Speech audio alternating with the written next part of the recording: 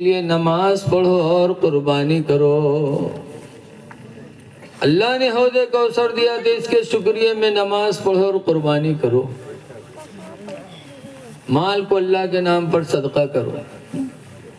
ایک مولانا صاحب تقریر کرتے رہے کہ جو اللہ کے نام پر ایک دے گا اس کو 10 ملے گا۔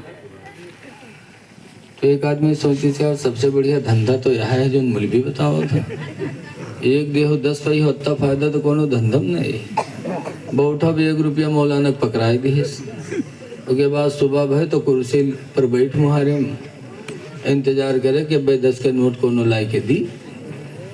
دن بھر بیٹھا رہا 10 کے نوٹ نہیں آوا تو ملبی پر کھوریا کہ اچھا چوتیا بنائے کہ ہم کو 1 روپیہ لے لی سم سے کہات رہا 1 دیو 10 دیو پورا دن گزر گیا 10 نہیں ملا۔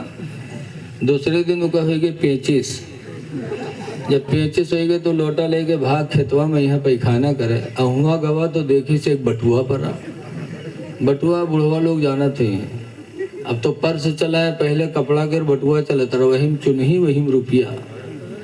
وہاں جب وہ پیخانہ کرے تو دیکھی سے ایک بٹوا پر تو بٹوا اٹھائے تو کھولیس تو وہاں 10 کے نوٹ پیس دیکھے تب کہیں سے یہ مولوی بتاوا تھا مسئلہ لیکن پورا نہیں بتاوا تھا، ادھورا مسئلہ بتائے کہ ہمارا دن خراب کہی دی وہاں سے پیخانہ کہہ کے سیدھے مولوی تھی آوگے مولوی مسئلہ بتاؤ کرو تو پورا بتاؤ کرو ادھورا نہ بتاؤ کرو۔ کہیں کہا ہوا بھیا کہیں جاؤ کل تم ادھورا مسئلہ بیان کہ ہمارا دن خراب کہی دی ہے، کہیں کہا ہوا کہیں کل تم مسئلہ بتا رہا ہو کہ اللہ کے نام پر 1 دو گے تو 10 پاؤ گے، کہاں کہا تو تھا، کہا پورا مسئلہ بتاؤ کرو، کہیں پورا کیا ہے، کہیں پورا بتایا کرو کہ 1 دو گے 25 آئے گی تو 10 پاؤ گے، تو تم نے اس میں 25 بتایا ہی نہیں، ایسے ایسے بہو رہے چلے آؤ تھے ملا سنے، اللہ جانے دماغ کہاں دے کے آؤ۔ اللہ دے تو اللہ کے نام پر خرچ کرو۔ قرآن حکیم میں اللہ فرماتا ہے مثل الذین ينفقون اموالهم فی سبیل اللہ، ان لوگوں کے مال کی مثال جو لوگ اپنے مال کو اللہ کے نام پر دیتے ہیں، کمثل حبہ اس دانہ کی طرح ہے، انبتت 7 سنابل جو دانہ زمین میں جانے کے بعد 7 بالیوں کو لے کے نکلتا ہے، فی کل سنبلۃ 100 حبہ ہر بالی کے اندر 100 دانہ ہوتے ہیں، ایک دانہ زمین میں جانے کے بعد 700 دانوں کو لے کے اوپر آتا ہے۔ ایسے ہی جب بندے مومن 1 روپیہ اللہ کے نام پر دیتا ہے تو اللہ 700 کا اجر عطا فرماتا ہے۔ آگے اللہ فرماتا ہے واللہ یضاعف لمن یشاء، اور اللہ تعالیٰ جس کے لیے چاہتا ہے دوگنا فرما دیتا ہے، یعنی 7 کے بجائے 1400۔ تو مسجد کے امام کو خوب کھلاؤ پلاؤ۔ دیکھا جاتا ہے شادی ہوتی ہے، شادی بڑھیا چیز ہے، میرے پیغمبر فرماتے ہیں من تزوج جس نے شادی کیا فقد استکمل نصف الایمان، تو اس نے آدھا ایمان مکمل کر لیا۔ نکاح سے آدھا ایمان ملتا ہے۔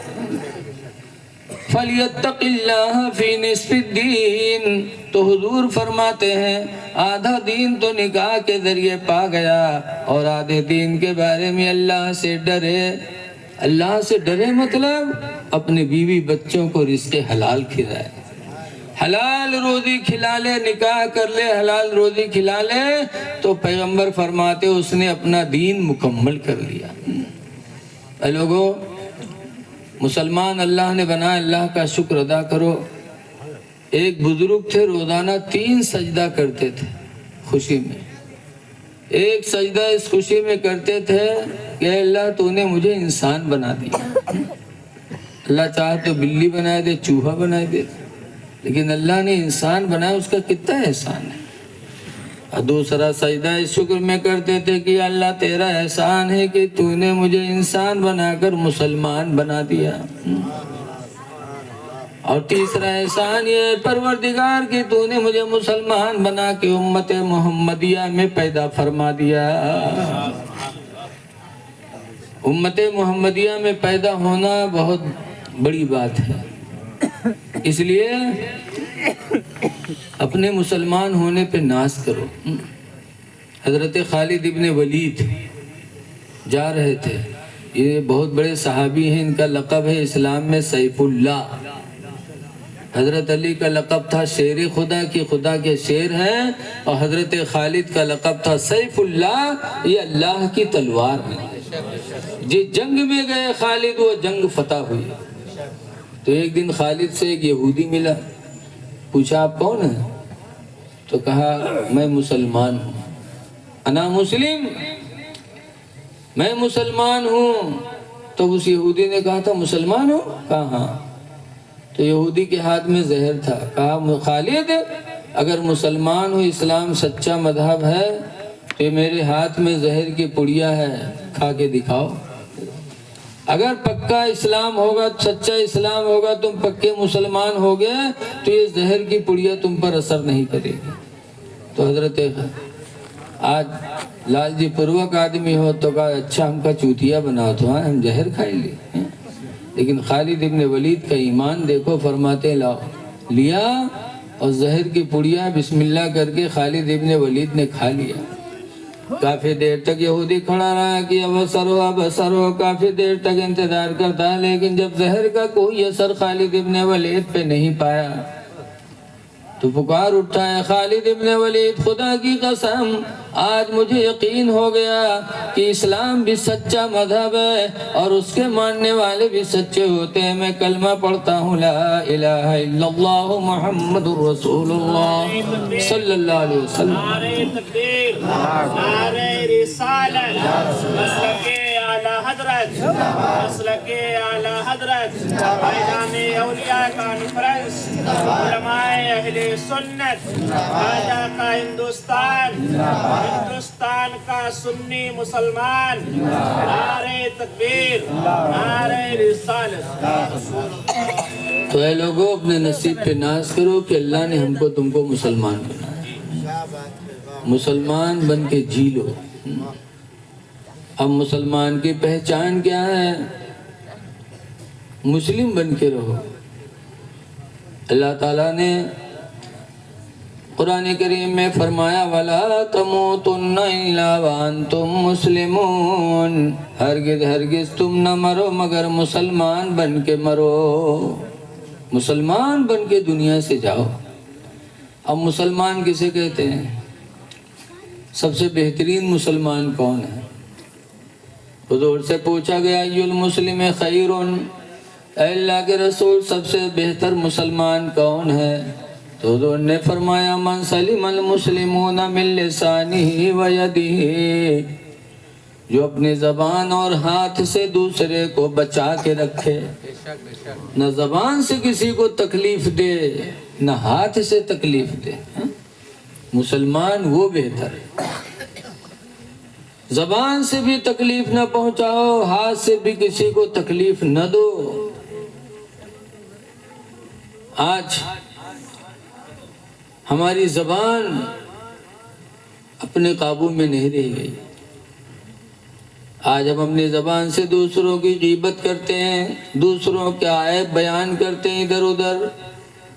حدیث پاک میں نبی ہریرہ قال قال رسول اللہ صلی اللہ علیہ وسلم، حضرت ابو ہریرہ سے روایت ہے، فرماتے اللہ کے نبی نے ارشاد فرمایا لا تحسسوا، کسی کے اندر کسی کو عیب نہ لگاؤ، ولا تجسسوا، اور کسی کے اندر عیب تلاش نہ کرو، ولا تحاسدوا، اور حسد نہ کرو، ولا تباغضوا، اور آپس میں بغض نہ رکھو، وَكُونُوا عِبَادَ اللَّهِ اخوانا، اور اے اللہ کے بندو آپس میں بھائی بھائی بن جاؤ۔ کسی کے اندر عیب نہ تلاش کرو، کسی کو عیب نہ لگاؤ، اے اللہ کے بندے آپس میں بھائی بھائی بن جاؤ۔ اور آج ہم دوسروں کو تکلیفیں پہنچاتے ہیں، دوسروں کی برائیاں کرتے ہیں۔ کبھی آپ نے سوچا اس کے بارے میں؟ حدیث پاک میں عبداللہ ابن عباس قال مر رسول اللہ صلی اللہ علیہ وسلم بقبرین، عبداللہ بن عباس کہتے ہیں حضور دو قبروں کے پاس سے گزرے، فقال انہما یعذبان، تو فرمایا بے شک یہ دونوں قبر والے عذاب دیے جا رہے ہیں۔ یہ نبی کا علم غیب تھا۔ پھر فرماتے ہیں ایک کے بارے میں فرماتے لا یستنزہ من البول، یہ قبر والا پیشاب کی چھینٹوں سے نہیں بچتا تھا۔ دوسرے بارے میں فرمایا وکانا یمشی بالنمیمہ، اور یہ دوسرا چغلی کھایا کرتا تھا۔ چغلی کھانے کی وجہ سے عذاب قبر میں ہے، اور یہ پیشاب کی چھینٹوں کے نہ بچنے کی وجہ سے عذاب قبر میں مبتلا ہے۔ تو چغلی کھانا یہ عذاب قبر کا سبب ہے۔ اس لیے ایک دوسرے کی غیبت نہ کرو۔ حدیث میں آیا الغیبت اشد من الزنا، غیبت کرنا زنا سے بھی بدتر ہے۔ اس لیے اللہ نے زبان دیا ہے اللہ کے بندوں کو اچھا کہو۔ حدیث میں ہے روئے زمین پر یہ انسان جتنے ہیں سب خدا کے گواہ ہیں، یہ جیسا کہیں گے ویسے اللہ فیصلہ کرے گا۔ اسی لیے حضور نے فرمایا من قال المسلمون حسنا فهو عند اللہ حسن، جس کو مسلمانوں نے اچھا کہہ دیا وہ اللہ کے نزدیک اچھا ہو گیا۔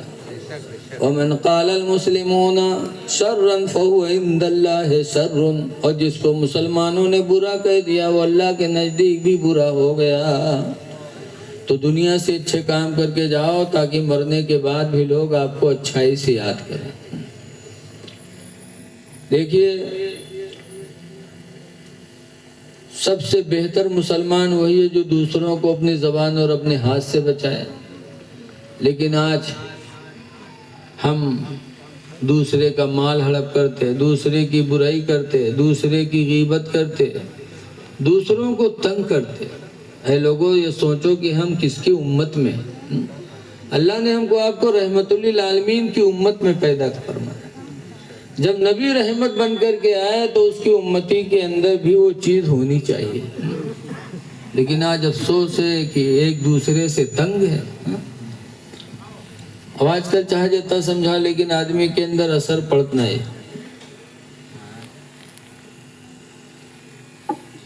حضور نے فرمایا لیس الشدید، پہلوان وہ نہیں ہے الذی یسرع جو دوسرے کو پٹک دے، بل الشدید بلکہ پہلوان تو وہ ہے الذی یملک علی نفسہ عند الغضب، جو غصہ کے وقت اپنے نفس پر قابو کر لے۔ غصہ ہے اور قابو کر لے، آؤ باؤ نہ بکے، ہاتھ نہ اٹھائے، تو نبی فرماتے وہی تو پہلوان ہے۔ لہذا اب اس کو اپنے گھر میں بھی دیکھو کہ ہم گھر میں اس چیز کو نافذ کرتے کہ نہیں کرتے۔ سب سے اچھا آدمی وہ ہے جس کے اخلاق سے گھر والے خوش رہتے ہوں۔ اس لیے آپ حضرات سے گزارش ہے نمازوں کی پابندی کرو۔ نماز مسلمان کو دنیا میں بھی عزت عطا کرے گی، آخرت میں بھی عزت عطا فرمائے گی۔ بہت بڑی دولت ہے نماز، لیکن آج مسلمان صرف نام کا ہے۔ تو ایسے جیسے لکھا ہے